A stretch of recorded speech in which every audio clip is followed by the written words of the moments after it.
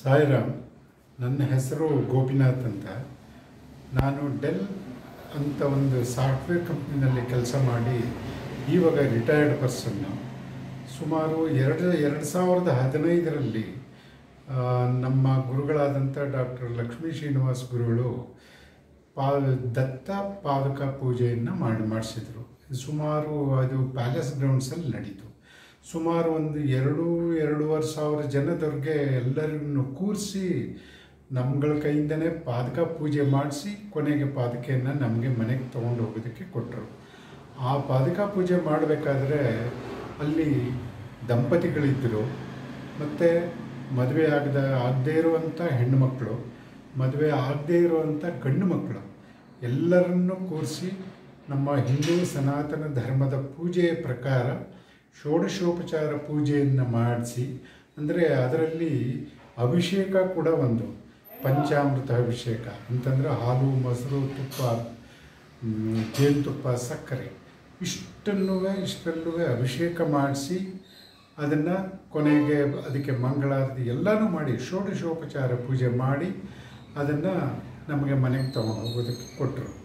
ಇದು ಪೂಜೆ ಮಾಡೋದಕ್ಕೆ ಮೊದಲು 48 ದಿವಸ ಗುರುಗಳೇನೆ ಸ್ವತಃ ಅದಕ್ಕೆ 48 ದಿವಸ ಅಧಿವಾಸಗಳನ್ನು ಮಾಡಿ, ಅಂದರೆ ಅದಕ್ಕೆ ಎಲ್ಲ ತರಹದ ಶಕ್ತಿಗಳನ್ನು ತುಂಬಿ ನಮಗೆ ನೆಕ್ಸ್ಟು ಪೂಜೆ ಮಾಡಿಸಿ ನಮಗೆ ಪಾದುಕೆಯನ್ನು ಕೊಟ್ಟಿದ್ದಾರೆ.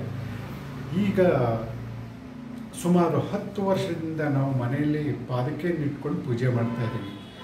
ನೋಡಿ, ಗುರುಗಳನ್ನು ನೋಡೋದು ಹೇಗೆ ಅಂತಂದರೆ ಪಾದುಕೆಯ ಮೂಲಕನೇ. ಯಾವುದೇ ಗುರುಗಳನ್ನಾದರೂ ಪಾದುಕೆ ಮೂಲಕನೇ ನೋಡಬೇಕು. ಹಾಗಾಗಿ ಮನೆಯಲ್ಲಿ ಒಬ್ಬರು ಡಿವೈನ್ ಪರ್ಸನ್ ಒಬ್ಬರು ಇದ್ದಾರೆ ಅಂತ ಒಬ್ಬರು ಫ್ಯಾಮಿಲಿ ಮೆಂಬರ್ ಜಾಸ್ತಿ ಆದರು. ಈಗ ನಮ್ಮ ಮನೇಲಿ ನೋಡಿ, ಇದೇ ಪಾದುಕೆ ಗುರುಗಳು ಕೊಟ್ಟಿರೋದು.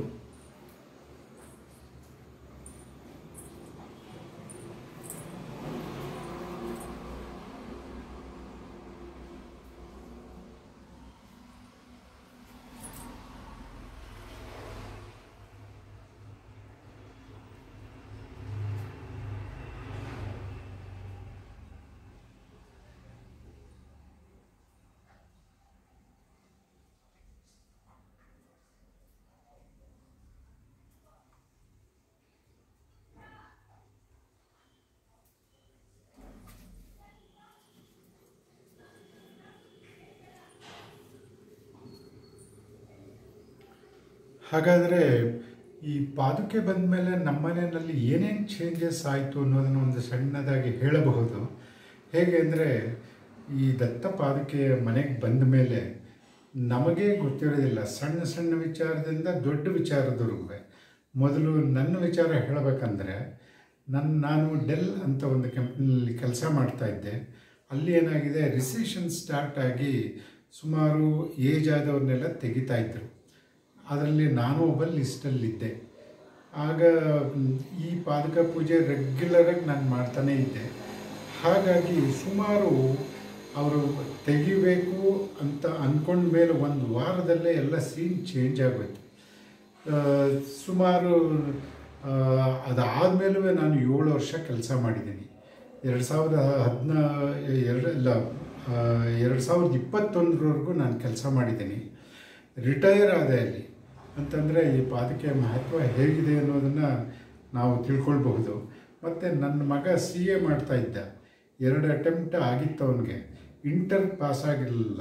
ಆವಾಗ ಪಾದುಕೆಯ ಗುರುಗಳೇ ಬರೆದಿರುವಂಥ ಒಂದು ದತ್ತ ಅಷ್ಟೋತ್ತರದ ಮೂಲಕ ಮಾಡಿಸಿದ ಮೇಲೆ ಅವನಿಗೆ ಸ್ಟಾರ್ಟ್ ಮಾಡಿದ ನೆಕ್ಸ್ಟ್ ಎಕ್ಸಾಮ್ನೆಲ್ಲ ಒಂದು ಇಂಟರ್ ಪಾಸ್ ಆಗೋಯ್ತು. ಅಂತಂದರೆ ಇದರ ಒಂದು ಫಲ ಏನು ಅಂದರೆ ಇನ್ಫಿನಿಟಿ, ಅನಂತ.